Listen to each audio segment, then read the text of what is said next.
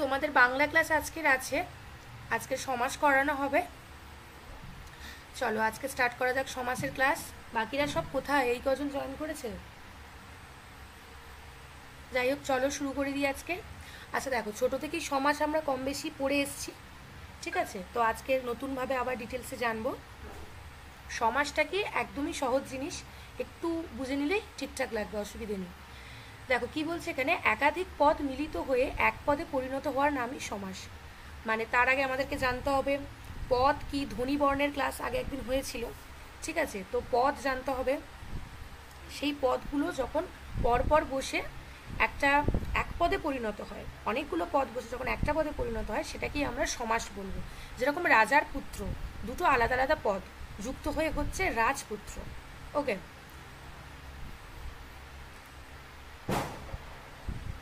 পরে দেখো সমাস শব্দের আক্ষরিক অর্থ হলো এক হওয়া বা সংকেত। তার মানে যে কথাটা বললাম, বাংলা ভাষায় যে সকল প্রক্রিয়ায় নতুন পদ বা শব্দ তৈরি হয় সমাস তার মধ্যে একটি। তার মানে আমাদের বাংলা ভাষায় বিভিন্নভাবে আমরা পদ বা শব্দ গঠন করি, তার মধ্যে একটা প্রক্রিয়া সমাস। সমাসের রীতি সংস্কৃত থেকে বাংলায় এসেছে। সমাসের ব্যাকরণ সম্মত অর্থ হলো এক পদীকরণ, মানে অনেকগুলো পদকে এক পদে পরিণত করা। সমাসে একটি বাক্যাংশ একটি শব্দে পরিণত হয়। বাক্যে শব্দের ব্যবহার কমানোর উদ্দেশ্যে সমাস ব্যবহার করা হয়। মানে কি, ধরো রাজার পুত্র যখন ব্যবহার করছি, এরকম যদি প্রচুর পদ ব্যবহার করি বাক্যটা অনেক বড় হয়ে যায় আর শুনতে ভালো লাগে না। কিন্তু সেটাকে যদি আমরা ছোট করে সংক্ষেপে লিখি সেটা অনেকটা কংক্রিট লাগে এবং শুনতে অনেকটা ভালো লাগে, যার জন্য সমাস ব্যবহার করা হয়। সন্ধির ক্ষেত্রেও দুই বা তার বেশি শব্দ জুড়ে নতুন শব্দ গঠিত হয়, কিন্তু সন্ধি আর সমাস এক নয়। নিচে দেখো সন্ধি আর সমাসের কিন্তু পার্থক্য দেওয়া আছে। বর্ণের সঙ্গে বর্ণের মিলনে সন্ধি হয়।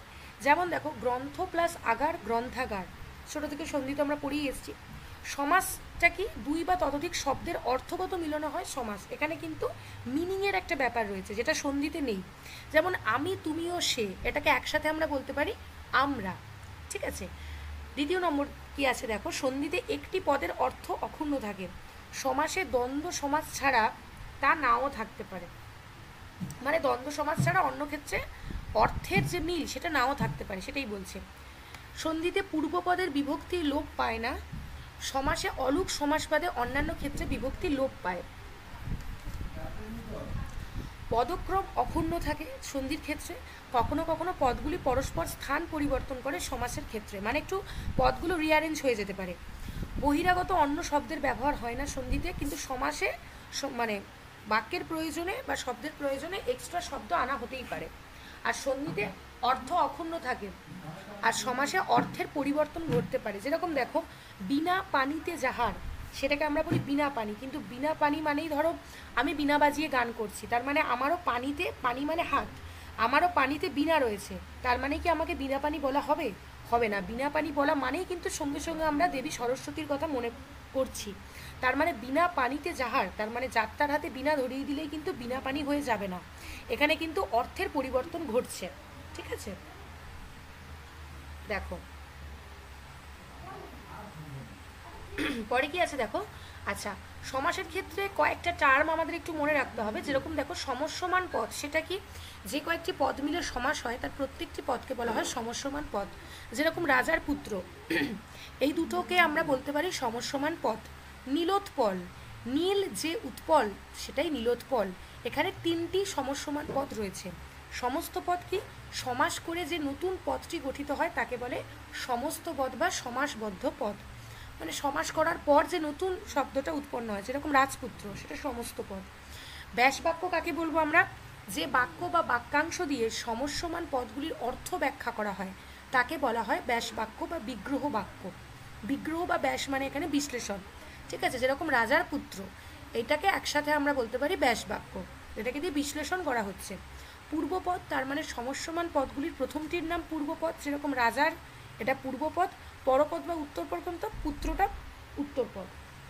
খুবই সহজ, পূর্ব মানে যেটা আগে থাকবে পদের সেটাকে পূর্বপদ বলে দেবো, যেটা পরে থাকবে সেটা পরপদ বা উত্তরপদ বলবো, ঠিক আছে? এখানে একটা দেখো টেবিল করে দেওয়া আছে, এটা ওই যে কথাগুলো বললাম ওটাই এক কথায় বোঝানো আছে। পরে দেখো, শব্দ গঠনের সমাসের গুরুত্বটা কি? বাংলা ভাষায় নতুন শব্দ গঠনের একটি প্রধান উপায় হলো সমাস। বাংলা শব্দ গঠনে প্রত্যয়ের পরেই সমাসের বড় ভূমিকা লক্ষ্য করা যায়।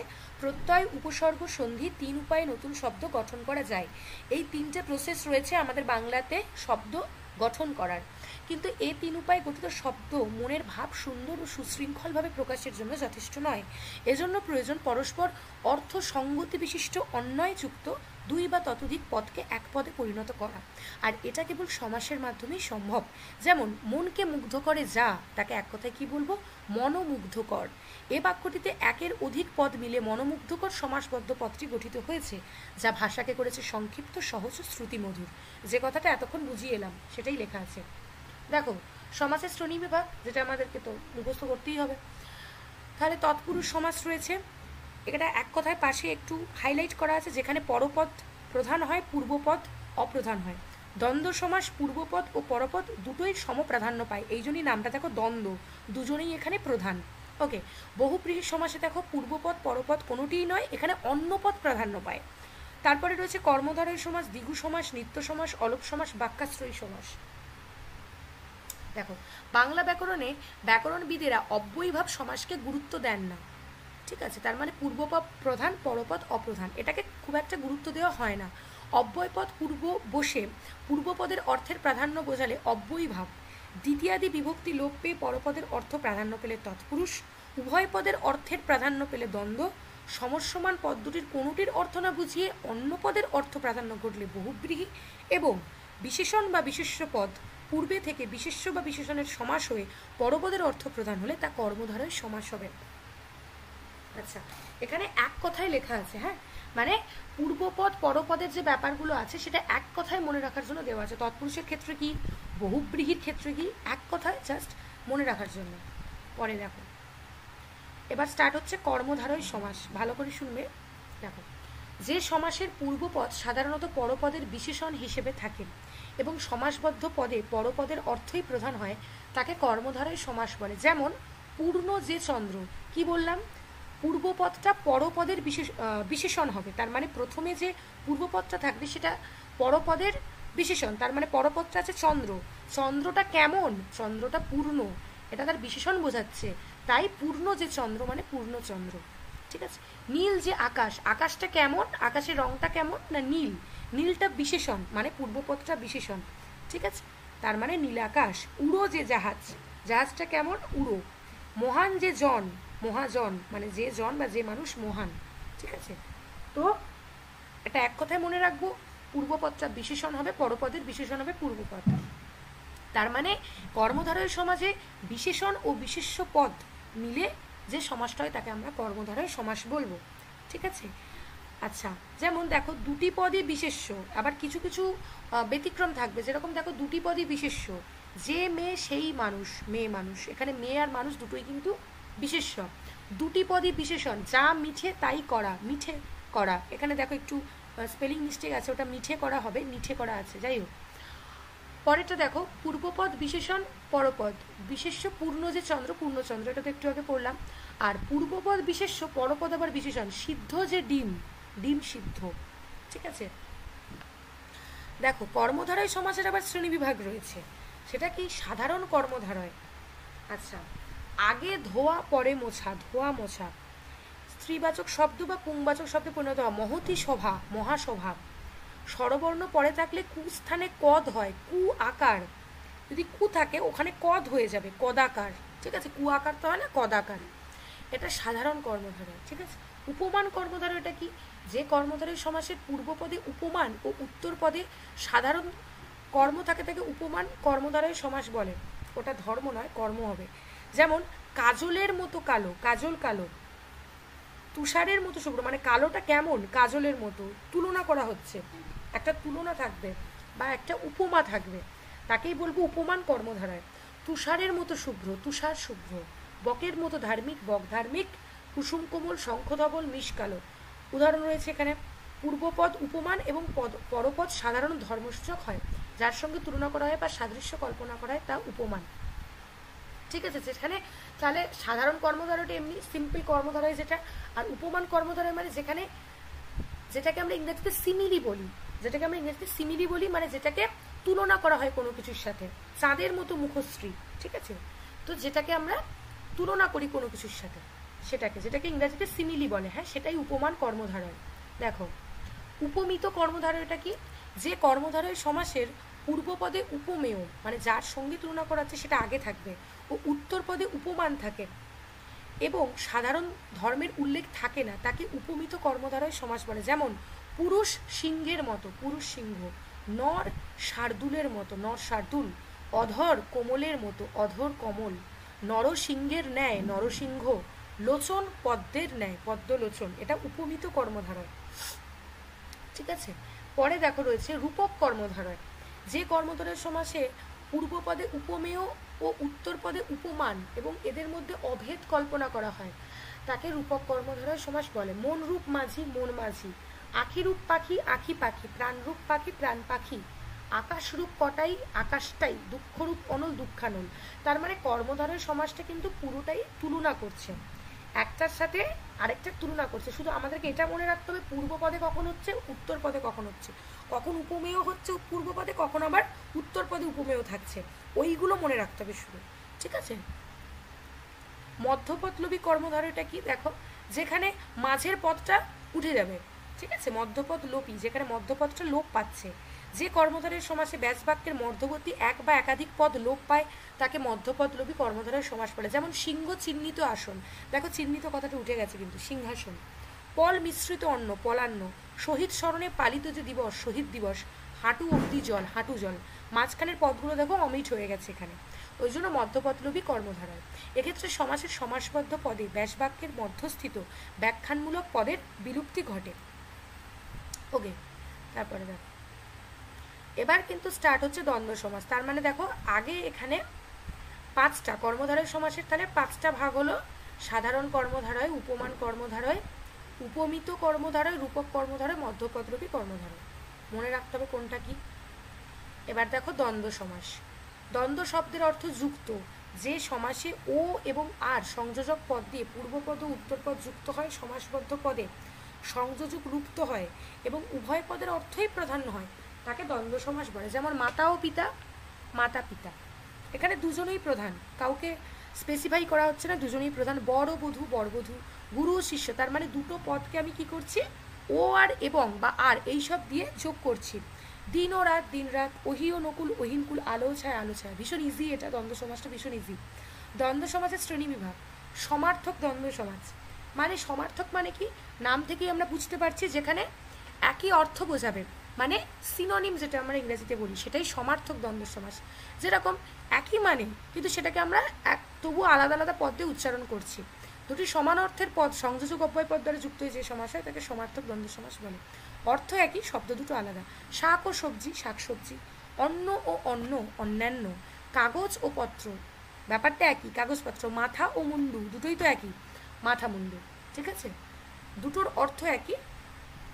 বিপরীতার্থক দ্বন্দ্ব সমাস, মানে যেটা দুটো পুরো অপোজিট মিনিং এখানে প্রকাশ পাচ্ছে, সেটাই বিপরীতার্থক দ্বন্দ্ব সমাস। যেমন দেখো সুরাসুর, সুর ও অসুর; পাপ ও পুণ্য, পাপ পুণ্য; বেচা ও কেনা, বেচা কেনা; দিন ও রাত, দিন রাত। ওকে। একশেষ দ্বন্দ্ব সমাস, একাধিক পদ যখন একটি সংযোজক অব্যয় দ্বারা যুক্ত হয়ে একটি মাত্র পদে পরিণত হয়, তাকে একশেষ দ্বন্দ্ব সমাস বলে। আমি, তুমি ও সে আমরা; তুমি ও সে তোমরা; রানু, বেনু ও কানু, রানুরা, ঠিক আছে? একশেষ দ্বন্দ্ব সমাস বলছে এটাকে। বহুপদী দ্বন্দ্ব সমাসটা কি, একাধিক পদ যখন একাধিক সংযোজক অব্যয় দ্বারা যুক্ত সমাস হয় তাকে বহুপদী দ্বন্দ্ব সমাস বলে। রাম, লক্ষ্মণ, ভরত, শত্রুঘ্ন, দেখো হাইফেন দিয়ে যোগ করা আছে। রূপ, রস, গন্ধ, স্পর্শ, সেটাও হাইফেন দিয়ে, ঠিক আছে? হাইফেন দিয়ে যেগুলো যোগ থাকবে সেটাকে আমরা বলবো বহুপদী দ্বন্দ্ব সমাস।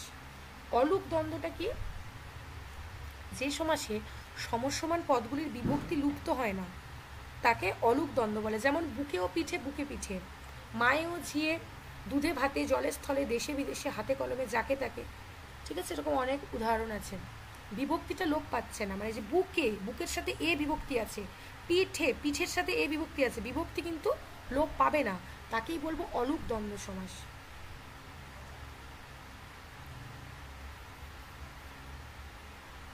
আচ্ছা, এবারে কি আছে দেখো, দ্বন্দ্ব সমাস কয়েক প্রকারে সাধিত হয়। কি রয়েছে, মিলনাত্মক শব্দযোগে, দুই পদের মাঝে মিল থাকবে, অর্থাৎ দুই পদের মধ্যে রক্তের কিংবা বৈবাহিক সম্পর্ক থাকবে, সেই রকম মিলনাত্মক কিছু শব্দযোগেও দ্বন্দ্ব সমাস হয়। মা বাপ, মাসি পিসি, জিন পরি, চা বিস্কুট, ভাই বোন, ছেলে মেয়ে, মশা মাছি। হ্যাঁ, দুই পদের মধ্যে মিল থাকবে। বিরোধার্থক শব্দযোগে মানে ওই যে বিপরীত বা বিরোধার্থক, দা কুমড়া, ওহি নকুল, স্বর্গ নরক, ভালো মন্দ, ওই রকম কিছু। সমার্থক শব্দযোগে যেটা বললাম একটু আগে, হাট বাজার, ঘর দুয়ার, মানে একই দুটোর। সংখ্যাবাচক শব্দযোগে 7 5 9 6 7 7 19 20, এখানে নাম্বার রয়েছে। দুটো সর্বনাম যোগে, দুটো সর্বনাম থাকবে, যা তা, যে সে, যথা তথা, তুমি আমি, এখানে সেখানে। দুটো ক্রিয়া যোগে, যেখানে দুটো ক্রিয়া থাকবে, দেখাশোনা, যাওয়া আসা। দুটো ক্রিয়া বিশেষণ যোগে, ধীরে সুস্থে, আগে পাছে, আকারে ইঙ্গিতে। ঠিক আছে, পরে দেখো দুটো বিশেষণ যোগে, ভালো মন্দ, কম বেশি, আসন নকল, বাকি বকেয়া। অঙ্গবাচক শব্দ মানে যেখানে অঙ্গের উদাহরণ থাকবে হাত পা নাক কান। বিপরীতার্থক শব্দ আয় ব্যয়, জমা খরচ, ছোট বড়। প্রায় সমার্থক ও সহচর, কাপড় চোপড়, পোকামাকড়, দয়া মায়া। ঠিক আছে, চলো পরেরটা স্টার্ট হচ্ছে তৎপুরুষ সমাস। ঠিক আছে, যে সমাসে পূর্বপদের বিভক্তি লোপ পায় এবং পরপদের অর্থ প্রধানরূপে প্রতীয়মান হয় তাকে তৎপুরুষ সমাস বলে। যেমন কলাকে বেচা, কি বললাম, পূর্বপদের বিভক্তি কি আছে এখানে, কে, কলার সাথে কে বিভক্তি অ্যাড আছে, কে বিভক্তিটা লোপ পাবে। ঠিক আছে, এবং পরপদের যে অর্থ সেটা ফোকাসড হবে, সেটা প্রধান হবে। কলা বেচা মানে এখানে বেচাটাই বেশি ইম্পর্টেন্ট হয়ে যাচ্ছে। ঠিক আছে, দা দিয়ে কাটা, দা কাটা, দিয়েটা উঠে যাচ্ছে। রান্নার জন্য ঘর, রান্নাঘর। ঠিক আছে, জন্যটা উঠে যাচ্ছে, তাকে আমরা তৎপুরুষ সমাস বলবো। যদি সংজ্ঞাটাই এক কথায় মনে রাখো তাহলে কি হবে, উদাহরণ একটু চোখে দেখে নিলে হয়ে যাবে। এত প্রত্যেকটা তো উদাহরণ এরকমভাবে পড়া সম্ভব না, একবার দেখে নিলে সংজ্ঞাটা মনে রাখবে, যে উদাহরণটা আসবে সংজ্ঞাটার সাথে যেটা ম্যাচ করছে সেটাই করে দেবে। সংজ্ঞাগুলো খুব ভালো মনে রাখতে হবে। দেখো তৎপুরুষ সমাসে শুধু কতগুলো শ্রেণীবিভাগ দেখো, কর্ম তৎপুরুষ, করণ, নিমিত্ত, অপাদান, সম্বন্ধ, অধিকরণ, না, উপপদ, ব্যাপ্তি, ক্রিয়া বিশেষণ, উপসর্গ, অলুপ।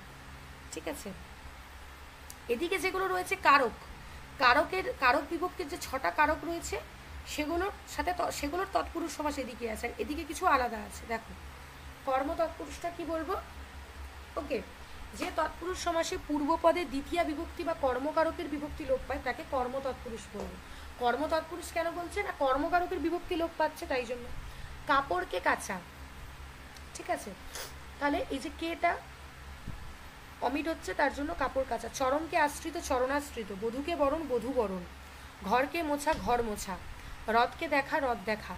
আচ্ছা, কেউ আমাকে একজন বলো মাইক অন করে, কি করে বুঝবো কর্ম কোনটা? কি বলেছিলাম এর আগের ক্লাসে বা ইংলিশ ক্লাসে আমি বারবার বলেছি, কর্ম বা যেটা ইংরেজির ক্ষেত্রে একই সেন্টেন্সের মধ্যে অবজেক্ট আমরা কি করে বুঝবো, আর বাংলা ও বাক্যের ক্ষেত্রে কোনটা কর্ম সেটা আমরা কি করে বুঝবো? কেউ একজন বলো মাইক অন করে। এই যে বলছি কাপড়কে কাচা, এই যে বলছে কর্মের বিভক্তি লোপ পাবে, তাহলে কাপড়টা যে কর্ম এটা আমি বুঝবো কি করে পরীক্ষা হলে, তাই না?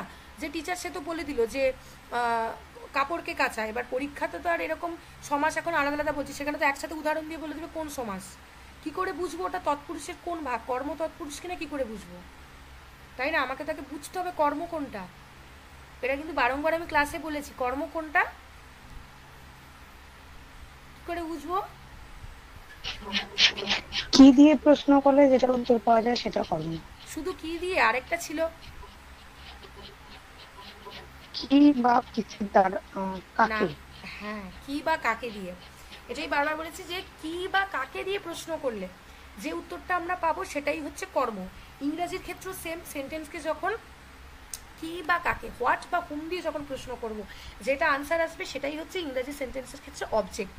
বাংলার সাথে সাথে কিন্তু আমাদেরকে ইংরেজিটাও এইভাবে পড়তে হবে, তাহলে ভালো হবে পড়াটা। ঠিক আছে, তাহলে দেখো কাপড়কে কাচা, কাপড় কাচা, তার মানে আমরা যদি বলি কি কাচা, কাপড়, উত্তর আসছে কাপড়, তার মানে কাপড়টাই এখানে কর্ম বা অবজেক্ট। চরণকে আশ্রিত, কাকে আশ্রিত? চরণকে আশ্রিত। যে সে মানে যা তা প্রশ্ন করলে হবে না, কিন্তু শুধুমাত্র কে মানে কি বা কাকে দিয়ে প্রশ্ন করতে হবে। ভার্বকে মানে যে ক্রিয়াটা আছে সেটাকে আমরা কি বা কাকে দিয়ে প্রশ্ন করব, যে উত্তরটা আসবে সেটাই হচ্ছে কর্ম বা ইংরেজিতে অবজেক্ট। ঠিক আছে, চলো কর্ম তৎপুরুষ সেটা হলো। তাহলে কে রে ইত্যাদি বিভক্তি লোপের দ্বারা কর্ম তৎপুরুষ সমাস সৃষ্টি হয়। বিভক্তিটা লোপ পাচ্ছে, সেটা পূর্বপদ কালবাচক অবস্থাবাচক বিশেষণ বা ক্রিয়া বিশেষণ হলেও কর্ম তৎপুরুষ সমাস হয়। চলো, করণ তৎপুরুষ সমাসটা কি?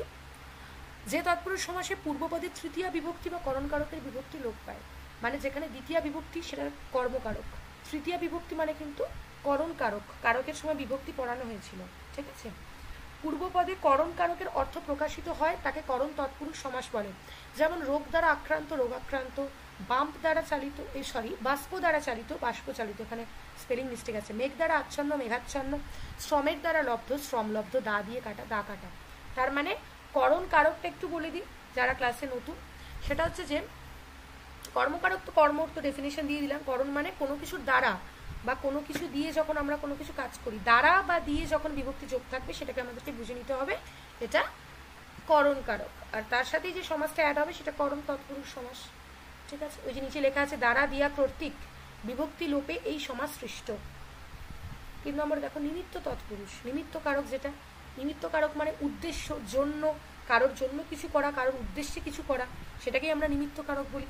তাহলে নিমিত্ত তৎপুরুষটা কি হবে? যে তৎপুরুষ সমাসে পূর্বপদে চতুর্থী বিভক্তি বা নিমিত্ত কারকের বিভক্তি লোপ পায় তাকে নিমিত্ত তৎপুরুষ সমাস বলে। যেমন তপের নিমিত্ত বন, তপবন, ঠিক আছে। তীর্থের জন্য যাত্রা, তীর্থযাত্রা। দেখো প্রত্যেকটা জায়গায় যে শব্দটা অমিট হচ্ছে বা বাদ যাচ্ছে সেটা কি হয় জন্য থাকবে, নালে নিমিত্ত থাকবে, নালে উদ্দেশ্যে থাকবে, ঠিক আছে।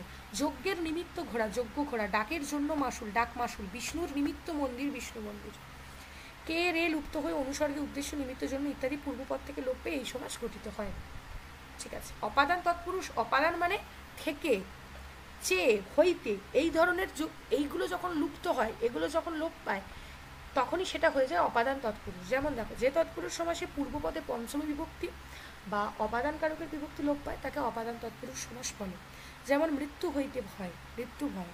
রোগ থেকে মুক্ত, রোগমুক্ত। সত্য থেকে ভ্রষ্ট, সত্যভ্রষ্ট। আকাশ হইতে বাণী, আকাশবাণী। সাপ থেকে মুক্ত, সাপ মুক্ত। পরেরটাই দেখো সম্বন্ধ তৎপুরুষ।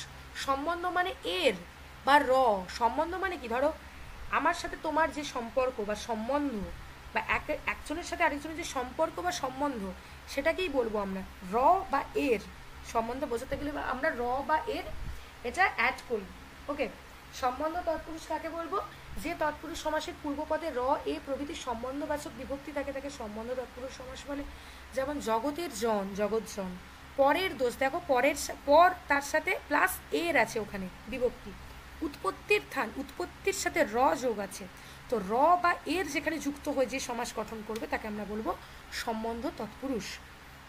অধিকরণ তৎপুরুষ সমাস মানে এখানে স্থান কাল পাত্র বোঝাবে, তাকে আমরা অধিকরণ তৎপুরুষ সমাস বলবো। যে তৎপুরুষ সমাসে পূর্বপদে ষষ্ঠী বিভক্তি তথা অধিকরণ কারকের বিভক্তি লোপ পায় তাকে অধিকরণ তৎপুরুষ সমাস বলে। যেমন গৃহে বাস, কোথায় বাস? গৃহে বাস মানে গৃহবাস। কি বললাম? অধিকরণ কারক মানে যেখানে স্থান কাল পাত্র বোঝাবে, এটা স্থান বোঝালো। যুদ্ধে শির, যুধিষ্ঠির।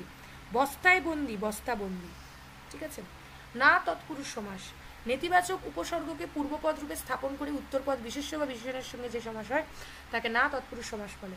না বলছে কেন? এখানে নেতিবাচক উপসর্গ থাকবে তার জন্য না তৎপুরুষ সমাস। নায় জ্ঞাত, অজ্ঞাত। নয় সমাপ্ত, অসমাপ্ত। নয় আবিষ্কৃত, অনাবিষ্কৃত। নয় বাক, অবাক। নয় শুভ, অশুভ। নাই মিল, অমিল। ওই জন্য না তৎপুরুষ, ঠিক আছে। উপপদ তৎপুরুষ সমাস। উপপদ হলো সেই সব পদ যেসব পদের পরে অবস্থিত ধাতুর সঙ্গে কৃত প্রত্যয় হয়। এই উপপদের সঙ্গে কৃদন্ত পদের যে সমাস হয় তাকে উপপদ তৎপুরুষ সমাস বলে। যেমন পঙ্কে জন্মে যা, ওটা পাঙ্কে নয় পঙ্কে হবে। পঙ্কে জন্মে যা, পঙ্কজ। খনিতে জন্মে যা, খনিজ। তার মানে উপপদ হলো সেই সব পদ যেসব পদের পরে অবস্থিত ধাতুর সঙ্গে কৃত প্রত্যয় হয়, ঠিক আছে। মধু পান করে যে, মধুপো। বাড়ি দান করে যে, বাড়িদো। জল চড়ে যে, মানে জলে যে চড়ে তাকে জলচর বলবো। ছেলেকে ধরে যে, ছেলে ধরা, ঠিক আছে। উপপদ তৎপুরুষ সমাস। ব্যাপ্তি তৎপুরুষ সমাস। তৎপুরুষের অনেকগুলো ভাগ, দেখো কটা আছে? 12টা আছে। ব্যাপ্তি তৎপুরুষ সমাস দেখো যে তৎপুরুষ সমাসে স্থান ও কালের ব্যাপ্তি বোঝায়। মানে অধিকরণ তৎপুরুষ সমাসে কি হচ্ছিল? শুধু স্থান কাল পাত্র বোঝাচ্ছিল, আর এটার হচ্ছে স্থান কাল পাত্রের যে একটা ব্যাপ্তি বা একটা পরিব্যাপ্তি বা বিস্তৃত ভাব সেটা বোঝাবে। এবং পূর্বপদের ব্যাপ্তিবোধক পদটি লোপ পাবে তাকে ব্যাপ্তি তৎপুরুষ বলবো। যেমন চিরকাল ব্যাপিয়া শত্রু, চিরশত্রু মানে যে শত্রু চিরকাল ধরেই অটুট থাকবে, যার সাথে শত্রুতা, ঠিক আছে। ব্যাপ্তি, ঠিক আছে, একটা টাইম ডিউরেশন যেখানে বোঝাচ্ছে, ব্যাপ্তি তৎপুরুষ। চিরকাল ব্যাপিয়া হরিত, চিরহরিত। ক্ষণকাল ব্যাপিয়া স্থায়ী, ক্ষণস্থায়ী, যেখানে একটা সময় নির্ধারণ আমাদেরকে বোঝানো হচ্ছে, সেটাই। বিশ্বব্যাপিয়া যুদ্ধ, বিশ্বযুদ্ধ। জানু পর্যন্ত আজানু। চিরকাল ব্যাপী রুগ্ন, চিররুগ্ন। ওকে। ক্রিয়া বিশেষণ তৎপুরুষ সমাস, যে তৎপুরুষ সমাসে পূর্বপদটি ক্রিয়া বিশেষণ হয় এবং পরপদের অর্থ প্রাধান্য পায় তাকে ক্রিয়া বিশেষণ তৎপুরুষ সমাস বলে। ওকে, দেখো যেমন ঘনরূপে সন্নিবিষ্ট,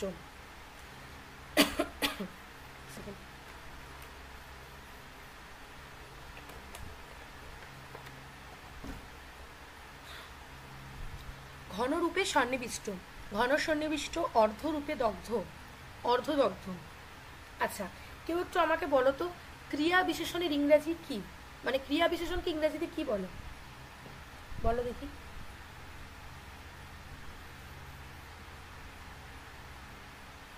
কেউ না জানলে অসুবিধা নেই, আমি বলে দিচ্ছি, কেউ যদি জেনে থাকো বলো। ক্রিয়া বিশেষণকে আমরা ইংরেজিতে কি বলবো? বাংলায় তো পড়ে নিলাম ক্রিয়া বিশেষণ, মানে ক্রিয়ার বিশেষণ। ইংরাজির যে আমাদের 8টা পার্টস অফ স্পিচ আছে, তাহলে ক্রিয়া বিশেষণটাকে ইংরেজিতে কি বলবো? কোনটা 8টার মধ্যে কোনটা? এটা ট্রাই করো। অ্যাডভার্ব। হ্যাঁ, ভেরি গুড, অ্যাডভার্ব। অ্যাডভার্ব, হ্যাঁ, ভেরি গুড, অ্যাডভার্ব। ক্রিয়া বিশেষণ মানে অ্যাডভার্ব, ঠিক আছে। ক্রিয়ার বিশেষণ যদি বিশেষ্যের বিশেষণ হয়, মানে এমনি বিশেষণ, সেটাকে আমরা অ্যাডজেক্টিভ বলবো ইংরেজিতে, ঠিক আছে। ক্রিয়ার যে বিশেষণ, যে কিনা ভার্বের দোষ গুণ বিচার করছে, তাকে আমরা কি বলবো ইংরেজিতে? অ্যাডভার্ব বলবো, ঠিক আছে। কেন বললাম এটা বাংলা ক্লাসে ইংরাজি মাঝে মাঝে কেন বলছি? কারণ ইংরাজিতে সেই ভালো হয় যে বাংলাটাও ভালো করে জানে, আর বাংলাতেও সে ভালো হয় যে ইংরাজিটা সম পরিমাণে জানে, ঠিক আছে। তবেই সে একজন পারফেক্ট স্টুডেন্ট হয়। ইংরাজি বাংলা যে দুটো সমভাবে জানে। হ্যাঁ, শুধু ইংরাজি অনার্স বলে ইংরাজি জানলাম, বাংলা জানলাম না, বা বাংলা অনার্স বলে শুধু বাংলাই গতানুগতিকভাবে পড়ে গেলাম, ইংরাজির সাথে কোনো কানেকশন নেই, সেটা কিন্তু প্রকৃত পড়া নয়। হ্যাঁ, ব্যাকরণ যখন পড়বো, বিশেষ করে ব্যাকরণ, সাহিত্যের তো সাহিত্য চর্চা আলাদা, ব্যাকরণ যখন পড়বো বাংলা ইংরেজি দুটোকে পাশাপাশি রেখে পড়তে হবে, তাহলে কি হবে? সঠিকভাবে জ্ঞানটা লাভ করতে পারবে, ঠিক আছে। দেখো পরেরটা, দেখো উপসর্গ তৎপুরুষ সমাস।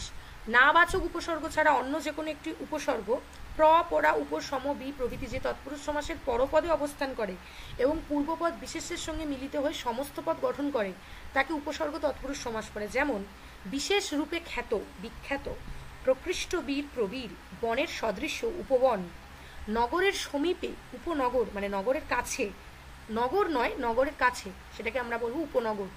লৌকিকের অতি, অতিলৌকিক, দানের অনুদান।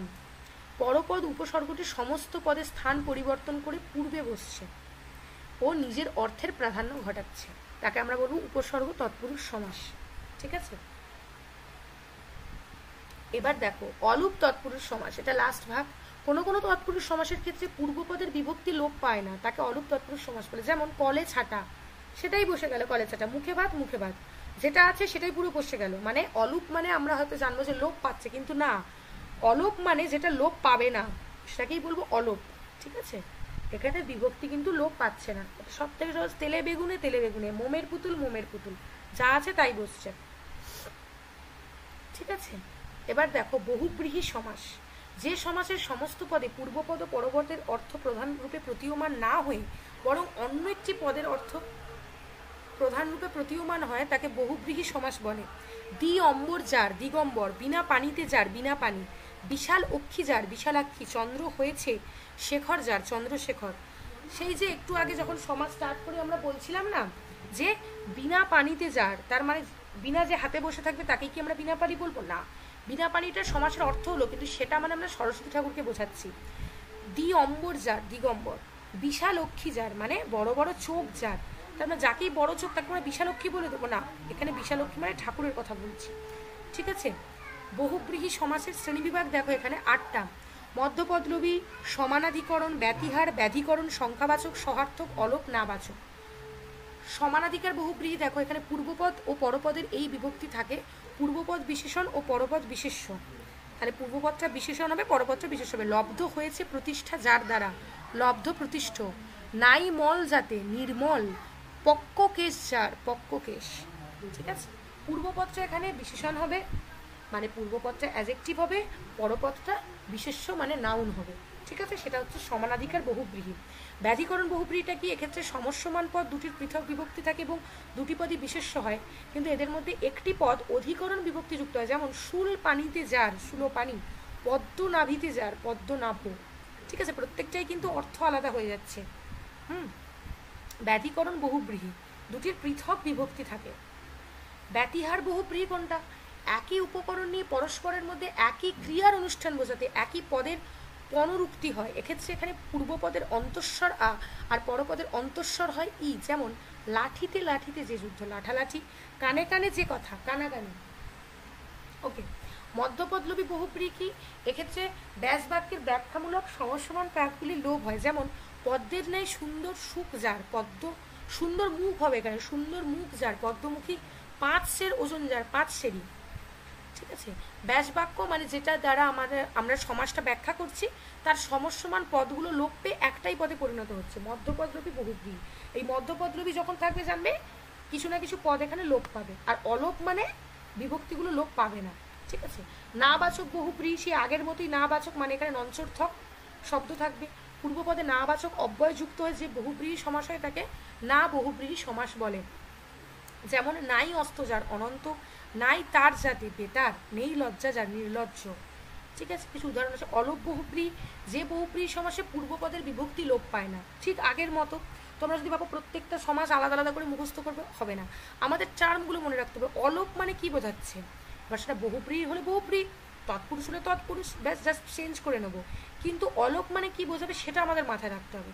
ঠিক আছে, অলোপ বহুব্রীহি সমাস, যেমন হাতে খড়ি দেওয়া হয় যে অনুষ্ঠানে, হাতে খড়ি, মুখে ভাত দেওয়া হয় যে অনুষ্ঠানে, মুখে ভাত, মাথায় পাগড়ি যার, মাথায় পাগড়ি, পায়ে জুতো যার, জুতো পায়ে। ঠিক আছে, সহার্থক বহুব্রীহি কি, সহিত বা সমসূচক পদের সঙ্গে বিশেষ্য পদের সমাসে এই সমাস নিষ্পন্ন হয়, যেমন মানের সহিত বর্তমান সমান, সহ উদর যার, সহদর। সংখ্যাবাচক বহুব্রীহিটা কি, এখানে পূর্বপদ সংখ্যাবাচক বিশেষণ এবং উত্তরপদ বিশেষ্য, যেমন দো নল যার, দোনলা, 10 আনন যার, দশানন, মানে রাবণের কথা বলছি। সংখ্যাবাচক বহুব্রীহি মানে এখানে নাম্বার থাকবে। ঠিক আছে, আচ্ছা, এতদূর অবধি যে পড়ালাম কারোর কোনো অসুবিধা থাকলে বলো, কেউ কোনো জায়গায় বুঝতে পারোনি বা কোনো কিছু একটু রেসপন্স করো।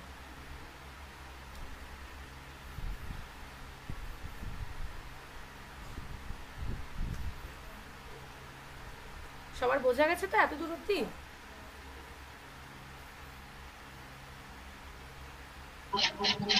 হ্যাঁ ম্যাডাম। ঠিক আছে, চলো তারপরে এগোচ্ছি। নিত্য সমাসটা কি, যে সমাসের সমস্যমান পদগুলি নিত্য অর্থাৎ সর্বদাই সমাসমদ্ধ থাকে তাকে নিত্য সমাস বলে। এই জন্য এর কোনো ব্যাস বাক্য হয় না, অন্য দেশ দেশান্তর, কেবল জল জলমাত্র। ঠিক আছে, সমাসে নিজের পদ ব্যবহৃত হয় না বলে এর নাম অসপদ বিগ্রহ নিত্য সমাস। ঠিক আছে, অলোপ সমাসটা কি, সমাসবদ্ধ পদের বিভক্তি লোপ পাওয়ার কথা, কিন্তু যখন সমাসবদ্ধ পদের বিভক্তি লোপ না পেয়ে সমাসবদ্ধ পদেই থেকে যায় তখন তাকে অলোপ সমাস বলে। তাই অলোপ সমাস কোনো স্বতন্ত্র সমাস নয়, যে সমাসেই সমস্যমান পদের বিভক্তি লোপ পায় না তাকে সেই সমাসের অন্তত অলোপ সমাস বলা হয়, যেমন তেলে ভাজা, যে কথাটা একটু আগে বললাম। ঠিক আছে, এরপরে দেখো রয়েছে দ্বিগু সমাস। দ্বিগু সমাসটা কি, যে সমাসের পূর্বপদ সংখ্যা বিশেষণ, পরপদ সাধারণ বিশেষ্য ও সমাসবদ্ধ পদটিতে পরপদের অর্থ প্রাধান্য পায় তাকে দ্বিগু সমাস বলে, যেমন 7 কুলের সমাহার, 7 কুল, 3 সংসারের সমাহার, ত্রিসংসার।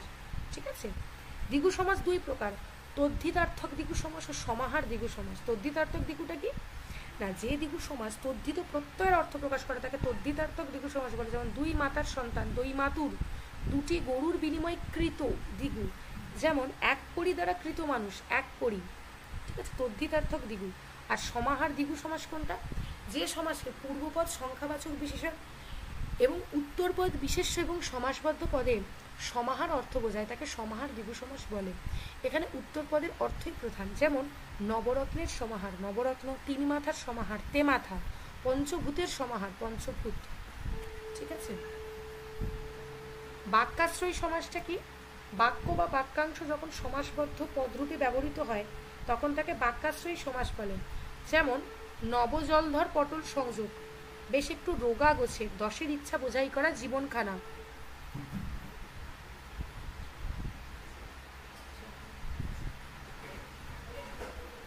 এটাকে আমরা বলবো বাক্যাশ্রয়ী সমাস। ঠিক আছে, অব্যয়ভার সমাসটা কি? আগেও তখন পড়লাম যে সমাসে সমসমান পদদ্বয়ের পূর্বপদ অব্যয় হয়ে অর্থের দিক প্রাধান্য লাভ করে তাকে অব্যয়ভাব সমাস বলা হয়। যেমন কুলের সমীপে, তখন বললাম না উপকূল, দিন দিন, প্রতিদিন। অব্যয়ভাব সমাস বিভিন্নভাবে হতে পারে। যেমন দেখো ব্যাপ্তি অর্থে, বাল্য হতে আবাল্য, আদি হতে অন্ত, আদ্যন্ত। সামীপ্য অর্থে, কুলের সমীপে, নগরের সমীপে। অভাব অর্থে, ভিক্ষার অভাব, ভাতের অভাব। যোগ্যতা অর্থে, ধ্যানের যোগ্য, অনুধ্যান, প্রেরণার যোগ্য, অনুপ্রেরণা। আর বৈপরীত্য অর্থে, অপোজিট, ফলের বিপরীত প্রতিফল, ধ্বনির বিপরীত প্রতিধ্বনি। আচ্ছা, এখানে ব্যাস বাক্য সহ সমাসের কিছু নমুনা দেওয়া আছে। সমাসবদ্ধ পদ, ব্যাস বাক্য, সমাস, এগুলো দেখবে।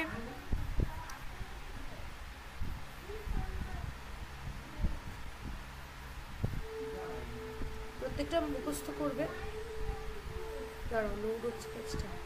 এই যে অনেক দেওয়া আছে, ঠিক আছে।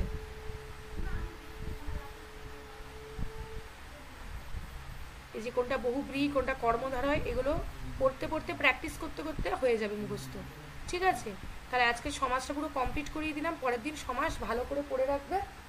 ঠিক আছে, আমি কিন্তু এর উপর থেকে এমসিকিউ প্র্যাকটিস করাবো। হ্যাঁ, ভালো করে কমপ্লিট করে রাখবে, যেহেতু বাংলা ক্লাস অল্টারনেটিভ উইকে হয়। কমপ্লিট করে রাখবে, পড়ে পরের দিন আমি এমসিকিউ প্র্যাকটিস করাবো। ঠিক আছে, চলো আজকে ক্লাসটা এই অবধি হলো। Good night.